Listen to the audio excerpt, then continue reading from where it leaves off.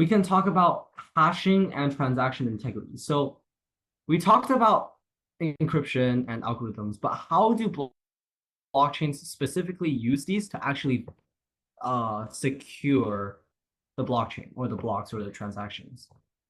So yeah, that is where hashing comes into play. So obviously, in order to uh, run these algorithms, like for example, elliptic curve cryptography, blockchains require computational power. So if I want to run any sort of program on my computer, I obviously need the computational power of my computer. So uh, that's where hashing comes into play. So we hear a lot about hashing. For example, hash rates, hashing power, crypto mining, which is essentially hashing, and just hashing in general. But what exactly is hashing? So the definition of hashing that I would give is that a hashing function turns any input in the context of the blockchain, of course. A hashing function turns any function or a hashing function turns any input into a standardized fixed length unique value. So I talked a lot about, for example, keys, various keys like your private key, public key, and a blockchain or a transaction or block IDs in a blockchain having 64 digits long of randomized, well, not really randomized, but encrypted letters and numbers. And that's what hashing does. It turns inputs into a unique value of a fixed length. So the data can be any data. The input can be any type of data. So for example, you can input, I don't know, you can input a number and it'll return the hash. You can input a letter, it will return the hash. You can input, like for example, you can input an array, you can input a matrix, whatever, and it'll return a hash. And there's a few requirements for hashing. The first requirement is you cannot. I'm talking about like the results of a hash. Like what are the requirements of the output of the hash for it to be considered successful? So the first requirement is that you cannot tell what the original thing was from the hash. So I cannot tell, for example, your crypto wallet from the 64-digit hash that you have as a key. The second requirement is you cannot have the same hash for two different things. And this sort of relates back to what we were talking about earlier with symmetric key encryption and asymmetric key encryption. Everything needs to be not easily decryptable. It needs to be almost impossible to decrypt. And everybody also needs a unique key. So that's a two sort of applied requirements for hashing. And so how do hashes do this? Well, hashes do this by having more bits. So bits are just the base unit of storage in a computer. So most commonly, hashes are 256 bits, which allows for 2 to the 256 2 to the 256th power of possibilities. If you think about it as everything is 0 and 1, 0 and 1, then every digit or every like place has two possibilities, and you have 256 bits. It's 2 to the 256 power. And so as you can guess, 2 to the 256 is a really, really large number, and it's going to be almost impossible for someone to decrypt the original thing from the hash. Some hashes are less, like 128. Some hashes are more, like 512. It depends on the situation. So now we can talk about the two types of hashing. So first is a simple hash approach, and the second type is a free-structured approach. So in a simple hash approach, all the data items or inputs are linearly arranged and hashed in order. So for example, if I input 1, 2, 3, 4, 5, 6, 7, 8, 9, it's going to be arranged in not necessarily like increasing order, but arranged in some order and then hashed one by one. And then it's going to return to me. the hash results of the 9 hash results from those 9 inputs. The second type of hashing is tree structured hashing. And where if you want to visualize it, you can think of the data items or the inputs as the nodes of a tree, the leaf nodes of a tree. And leaves are pairwise hashed, and then they arrive at the same hash value as a simple hash. So to explain these two types of hashing more clearly, to explain this more clearly, I guess I can give some examples. So about, like, for example, when they're used. So when we have a fixed number of items to be hashed, such as the items in a block header or the transactions in a block, then we are verifying the composite block integrity and not the individual item integrity. So what that means is we're trying to analyze the thing as a whole. So the block header, right? We're trying that makes up the block, or the transactions that makes up the block. So when we're verifying the overall thing, then we use a simple hash. When the number of items differ or vary, or there's like variances. So for example, I guess transactions is not too good of an example, because it can sort of fall under both. But when the numbers of items differ from block to block, so transactions, or let's say UTXOs for a better example, might differ from block to block, then we use a tree structure approach for computing hash. Yeah, so that's the two types of hashing. And next is transaction integrity, and what are the criteria for transaction integrity. So there's 3 conditions. The first is that there must be a unique address. So there must be the unique address of which is the public key of the sender, and then it must also have the unique address with the other part of that, which is the private key of the recipient, or no, the private key of the sender and the public key of the recipient. So this is the private and public keys that we talked about that is generated through encryption and hashing. The second requirement of transaction integrity is identifying the participants. So hashing provides a unique key, which is the public key or the private key of the transaction, and that's also the transaction ID, of course. And this is the transaction ID, the UTXOs, and all the different components of a transaction or block that we've seen that in the past. And sort of all of these components play together to identify the participants. And then after that, the third requirement is a verification of the contents of the transaction. So how much money I sent, for example. Hashing function gets the public address of the recipient, and then that verifies the transaction. It makes sure that the recipient actually received what the sender sent.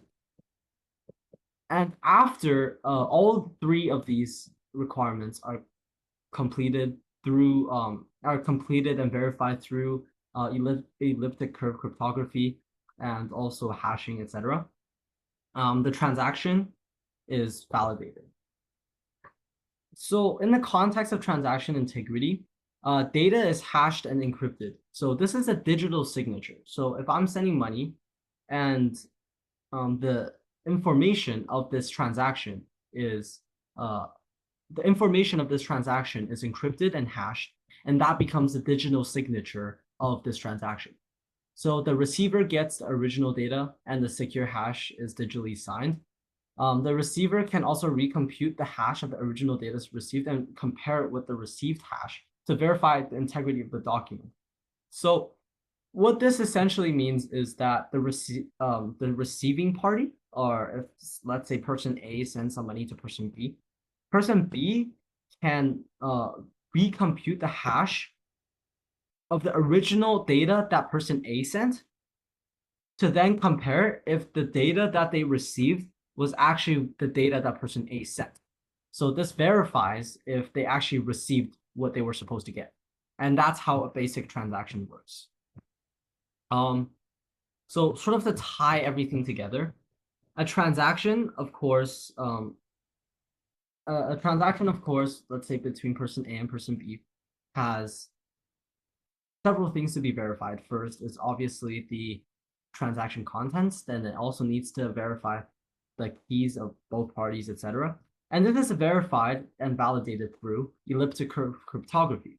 And elliptic curve cryptography is powered using hashing and encryption. So that's sort of to tie it all together. Now we've talked about the algorithm that Bitcoin and the process of which blockchains use to validate transactions, and what it requires to actually run that algorithm, which is hashing.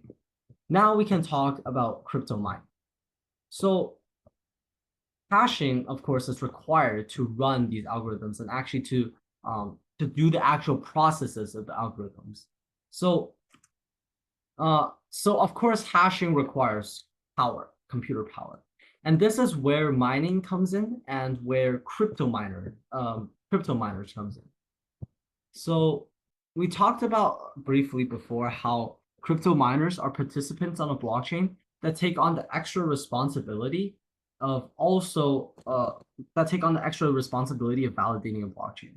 And now we learned what that means is to run the hashing algorithm by providing and taking on the extra ability of responsibility of providing their computing power of their computer or whatever. So now we can talk a little bit about what specifically crypto mining is. So yeah, as mentioned, computing of functions require power, computing power, so miners take on the extra work. Yeah, okay. So validation, as previously mentioned, has several criteria, which is cross-checking the input UTXOs, checking that all UTXOs are valid, and checking the output UTXOs are correct. And that's sort of just what we talked about before about like checking if the data that you received is actually the data that the other person sent. So now we can talk about the specific process in terms of mining, the process of validation in terms of mining. Like a brief overview of the process of validation in terms of mining. So first is verifying transactions, which is what we were talking about before. Second is going to be broadcasting the transaction. So once the algorithm and miners that provide power to the algorithm broadcast, like once the transaction is broadcasted, so someone makes a transaction, then the algorithm and the miners that provide the power to run the algorithm start working. And then there's a bunch of different miners, right? So then they compete on creating and validating a block. So what that means is they just want to essentially solve the block.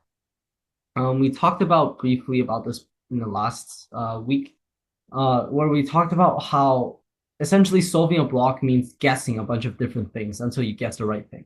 So all of these different miners are guessing, are guessing a bunch of different hashes until they get the right correct block hash.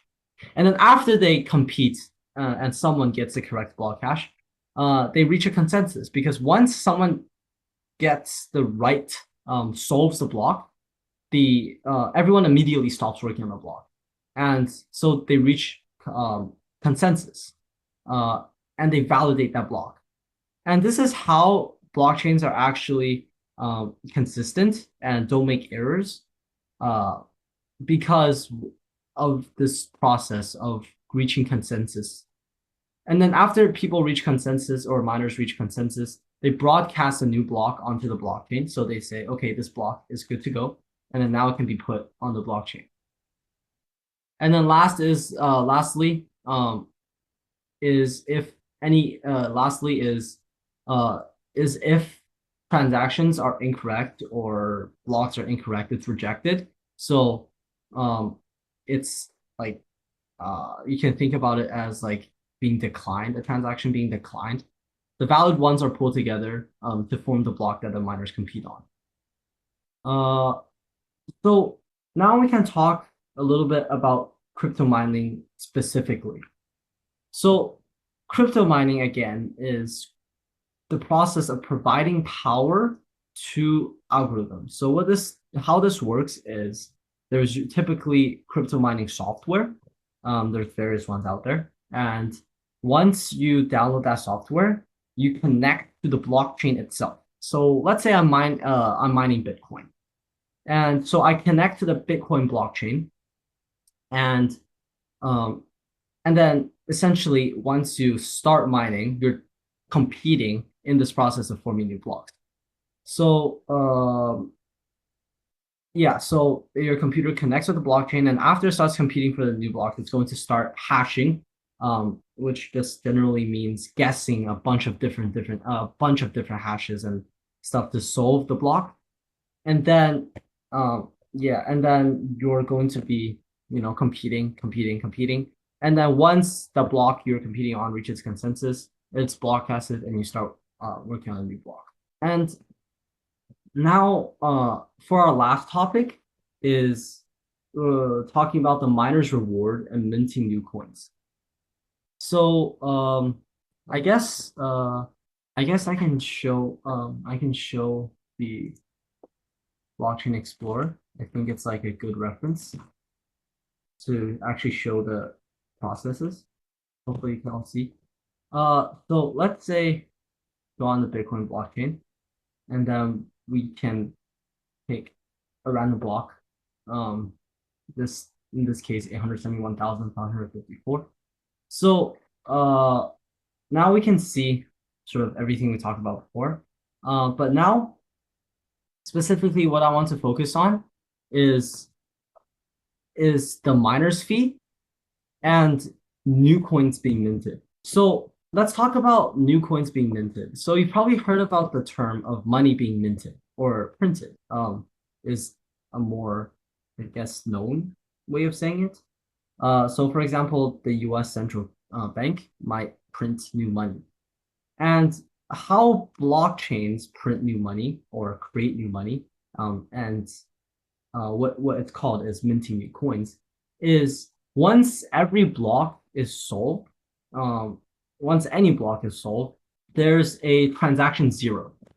So this is called the coin-based transaction. As you can see here, every every transaction you can see has at least one input and then some several outputs or one or more outputs. So at least one input, at least one input. But however, as you can see in transaction zero, which is called the coin-based transaction, this has no input. The input is called the block reward. So this actually has no input. It's not sending money from this person to this person. It's a block reward.